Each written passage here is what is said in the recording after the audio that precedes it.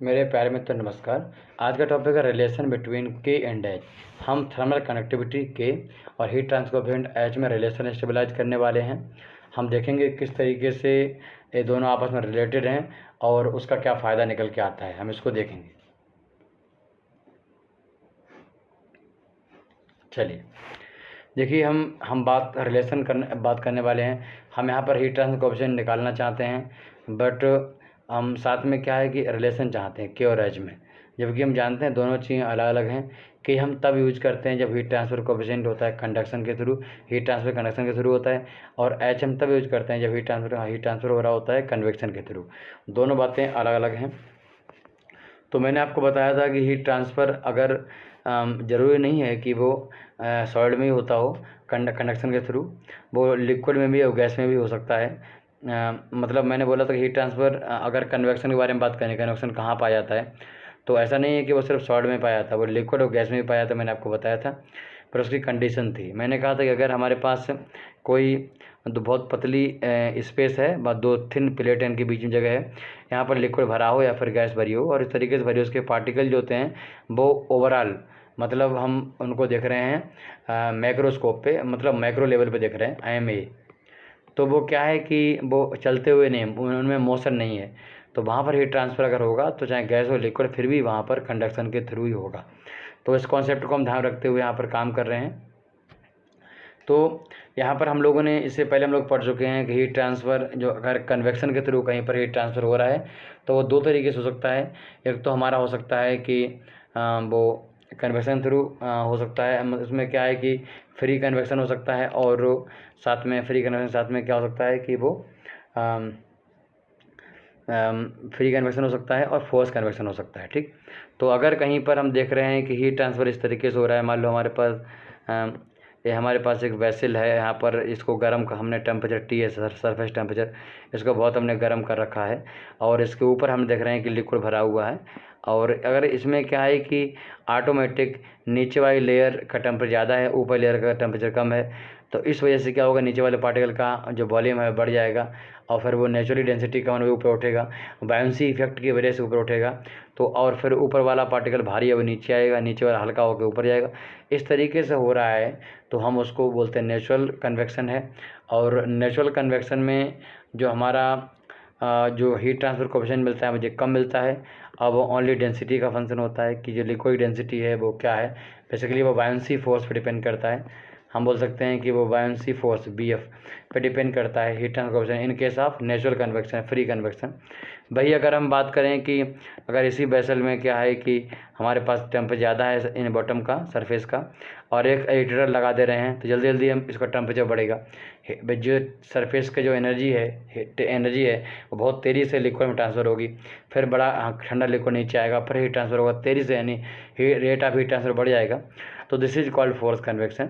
अगर कोई हमारा पाइप है और पाइप में लिक्विड फ्लो हो रहा है और हम किसी पंप के थ्रू फ्लो कर रहे हैं इसको, गर्म लिक्विड को, और फिर ठंडा लिक्विड हीट ट्रांसफ़र हो रहा है, तो यहाँ पर भी हीट ट्रांसफ़र जो है किसी बाहरी एक्सटर्नल मीडियम के थ्रू हो रहा है, पंप के थ्रू हो रहा है, तो हम बोल सकते हैं यहाँ पर जो है फोर्स कन्वेक्शन के थ्रू हीट ट्रांसफ़र होगा।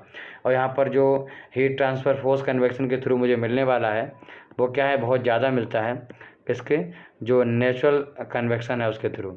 ठीक, तो heat transfer in case of force convection, force convection is इसको ज़्यादा लिखो, in case heat transfer in case of heat transfer coefficient in case of force convection is very more than heat transfer coefficient in case of free convection. ठीक, तो बहुत ज़्यादा होता है, ये हमने देखा। अच्छा, जो फोर्स कन्वेक्शन में या फिर किसी भी जगह पर हीट ट्रांसफ़र कोएफिशिएंट होता है, बहुत सारी चीज़ों पर डिपेंड करता है, जैसे कि वो मटेरियल की कनेक्टिविटी डिपेंड कर सकता है, या लिक्विड गैस हो, कनेक्टिविटी होती है, अब देखा है कम होती है, वो अलग बात है। इसके अलावा उनकी विस्कोसिटी पर डिपेंड कर सकता है, और यहाँ पर जो है डेंसिटी पर भी डिपेंड करता है। तो एच की वैल्यू बहुत सारी चीज़ों पर डिपेंड करती हैं, ये हमने देखा। एच को हम हीट ट्रांसफ़र कोएफिशिएंट कहते हैं, इसका दूसरा नाम है फिल्म कोएफिशिएंट। ठीक, इस तरीके से हम लोग मास ट्रांसफर में पढ़ते हैं फिल्म कोएफिशिएंट, तो उसी तरीके से ये भी एक फिल्म कोएफिशिएंट है। यानी फिल्म में कोई भी फिल्म होती है उसमें हीट ट्रांसफ़र कितनी तेज़ी से होता है इसके बारे में बताती है।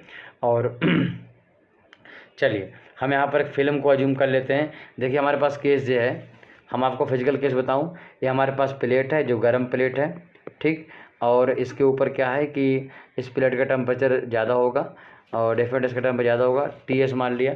This is the surface temperature, this is the surface temperature of the this body, ठीक। और यहाँ पर जो लिक्विड होगा, जो लिक्विड यहाँ पर इसके पास में होगा, जो लिक्विड यहाँ पर पास में होगा, डेफिनेट है वो उन प्लेट रुकी हुई है तो उसकी स्पीड भी क्या होगी, ना के बराबर होगी, 0 तक होगी। और उसके बाद एक ऐसी कंडीशन होगी कि उसके बाद जो है फ्लूइड हमारा जो है वो मोशन में होगा। तो मान लेता हूँ इस लेयर के बाद फ्लूइड मोशन में है, ठीक।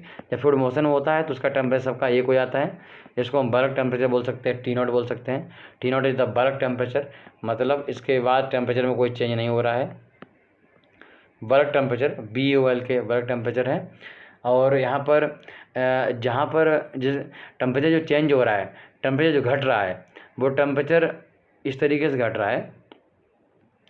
मान लो ये हमारे पास कोई लेंथ है x है, इसके ऊपर लेंथ ट्रेवल कर रहे हैं ऊपर की ओर, यहाँ पर टेम्परेचर ज़्यादा है, यहाँ पर टेम्परेचर कम हुआ, मतलब टेम्परेचर ज़्यादा है, कम हुआ, कम हुआ, कम हुआ, इस तरीके से यहाँ पर टेम्परेचर कम हो रहा है। तो ये वो जोन है, फिल्म जोन है। फिल्म में ही हीट का जो फिल्म में के अंदर ही क्या होता है कि टेम्परेचर डिक्रीज होना शुरू होता है, मतलब यहीं पर टेम्परेचर चेंज शो करता है।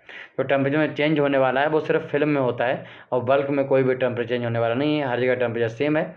तो हम इसको देख सकते हैं, ठीक। और उसके बाद जो टेम्परेचर है, इसके बाद टेम्परेचर क्या होता है, फिर हर जगह पर सेम हो जाता है, ठीक। तो आप यूँ बोल सकते हो कि टेम्परेचर गिरा गिरा गिरा गिरा और बिल्कुल लास्ट में जो टेम्परेचर था T0 था, और उसके ऊपर टेम्परेचर हर जगह पर T0 ही था, राइट। तो अब जो टेम्परेचर ड्राइविंग फोर्स है TS माइनस T0 है, इसी की वजह से क्या होगा, हीट का ट्रांसफ़र होगा। और यहाँ पर मुझे एक सीधी रेखा मिलेगी, यानी हीट का जो टेम्परेचर का प्रोफाइल है वो लीनियर मिलेगा। लीनियर मुझे इसलिए मिलता है टेम्परेचर प्रोफाइल, क्योंकि यहाँ पर मान लेते हैं कि जो हीट ट्रांसफ़र है वो स्टडी स्टेट में हो रहा है, ठीक। हम यहाँ पर मान लेते हैं जो हीट का ट्रांसफ़र हो रहा है वो कैसा हो रहा है, स्टडी स्टेट में हो रहा है, और स्टडी स्टेट हीट कंडक्शन यहाँ पर हो रहा है। जब कहीं पर देखो टेम्परेचर अगर प्रोफाइल, ठीक, अगर मुझे लीनियर मिलती है, कैसे मिलती है, लीनियर मिलती है, इसका मतलब हमने जो यहाँ पर स्टडी स्टेट हीट ट्रांसफ़र लिया है और स्टडी स्टेट हीट कंडक्शन को अज्यूम किया है, ठीक। तब मुझे जो टेम्परेचर प्रोफाइल है वो लीनियर मिलती है यहाँ से। चलिए तो हम यहाँ पर इस तरीके से एक फिगर बना लेते हैं कि देखिएगा, एक इस तरीके से हम बना लिया हमने, ए लेंथ है x हमने मान लिया, और ये हमारा जो हॉट सरफेस है इसका टेम्परेचर यहाँ पर TS है। हाँ, इसको मैंने इसलिए टेम्परेचर को शो किया है जी। और ये वो थिकनेस है जहाँ तक टेम्परेचर आप देख पा रहे थे कि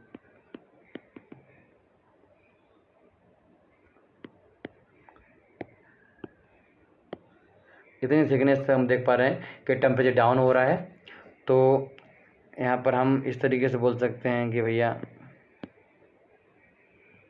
यहाँ पर टेम्परेचर डाउन हुआ, यहाँ पर जो टेम्परेचर है वो T0 होगा, यहाँ तक टेम्परेचर T0 हो गया। और इसके बाद हर जगह पर टेम्परेचर जो क्या है, यहाँ पर बल्क है, तो ये बल्क टेम्परेचर में हर जगह पर T0 ही है, और ये T0 है। तो ये डिफरेंस जो आपको दिखा रहा हूँ मैं लाइन से, ये डिफरेंस दिखाता हूँ दोबारा से। ये डिफरेंस जो है, ये ड्राइविंग फोर्स है T0 TS माइनस T0, ठीक। 0 यहाँ पर लेंथ 0 है, यानी बिल्कुल सरफेस पे हम यहाँ पर, और इधर बढ़ रहे हैं, बल्क की तरफ बढ़ रहे हैं, राइट। तो यहाँ पर जो हीट का ट्रांसफ़र होने वाला है वो हम लिखते हैं कि Q equals to heat transfer rate क्या होता है, कि हम यहाँ पर जो मानते हैं तो वो क्या होता है कि यहाँ पर जो इसकी थिकनेस हमने मान ली है, थिकनेस है वो डेल है, इस फिल्म थिकनेस है डेल, ठीक, डेल थिकनेस है। और ये डेल क्या है, फिल्म थिकनेस है, डेल को हम बोलते हैं फिल्म थिकनेस। और फिल्म थिकनेस है वो वैल्यू है, ये शो करती है कि ये फिल्म अंदर रुकी हुई है, तो उस कंडीशन में जो हीट रेजिस्टेंस है वो वही आएगा। अगर ये फिल्म इतनी चल रही होती तब भी हीट, मतलब जो है, अगर हम दो केस एज्यूम करें, एक में फिल्म हमारी रुकी, मटेरियल रुका हुआ है, तो उसमें जो रेजिस्टेंस ऑफर कर रहा है जो रेजिस्टेंस की वैल्यू होगी कोई ना कोई, अगर जो हमारा जो लिक्विड है अगर डायनेमिक कंडीशन में भी होता है, जैसा कि यहाँ पर है डायनेमिक कंडीशन में भी होता, तो उस समय भी इतना ही रेजिस्टेंस ऑफर कर रहा होता। तो अगर ऐसी कोई थिकनेस हमें बताती है कि भैया कहना मतलब क्या है कि वो थिकनेस की वो value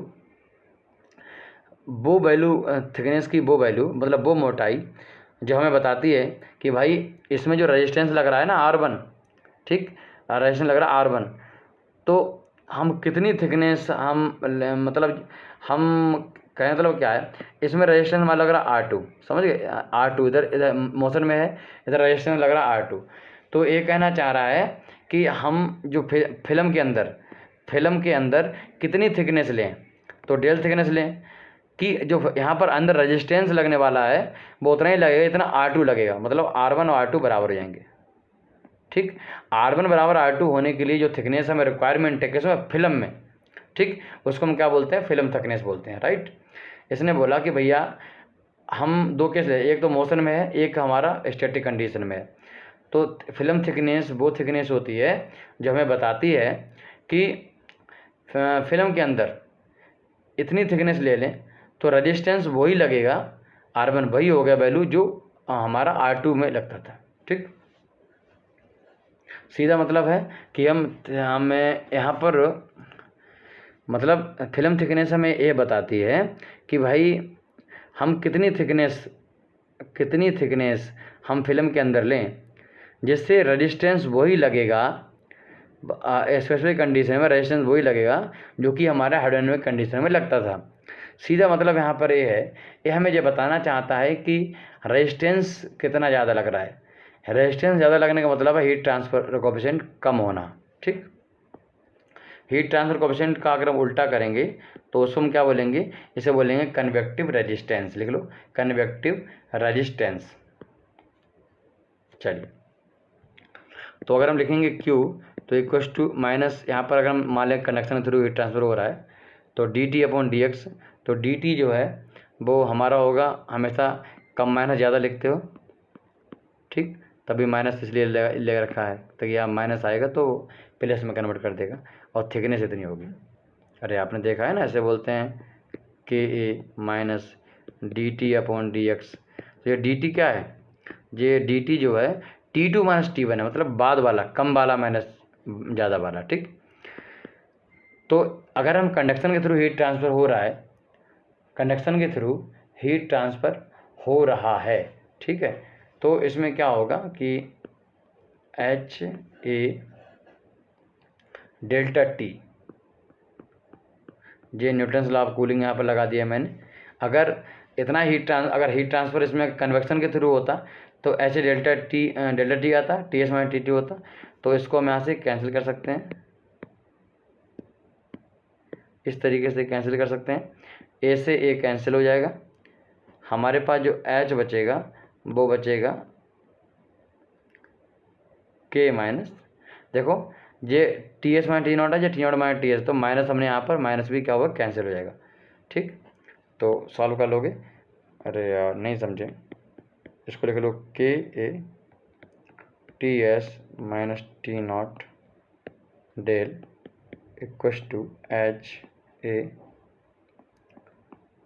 TS minus T nought, cancel कर दिया तो लिख लिया आपने H equals to K upon del, ठीक।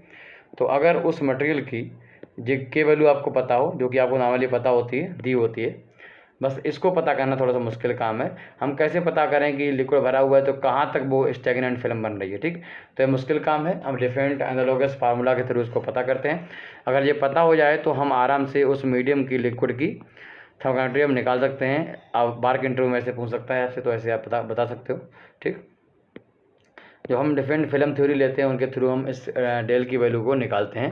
फिल्म थिकनेस को मैंने आपको FM में निकालना बताया था, ठीक।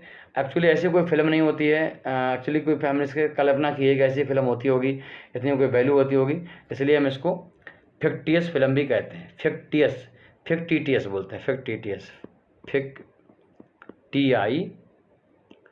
TIOUS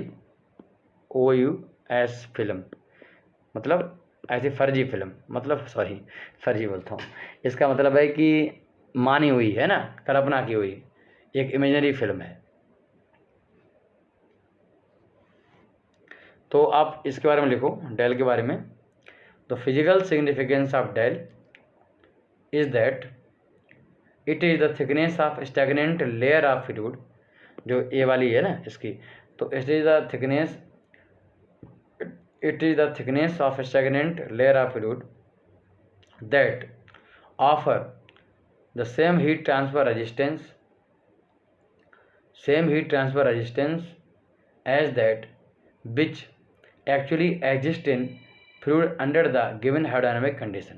अगर फ्लूइड अभी स्टैटिक कंडीशन में है, अगर उसको चला दिया जाए तब भी दोनों कंडीशन में, अगर दोनों कंडीशन में रेजिस्टेंस सेम लगे, R1 R2 सेम हो, तो उस कंडीशन में थिकनेस हम लेंगे।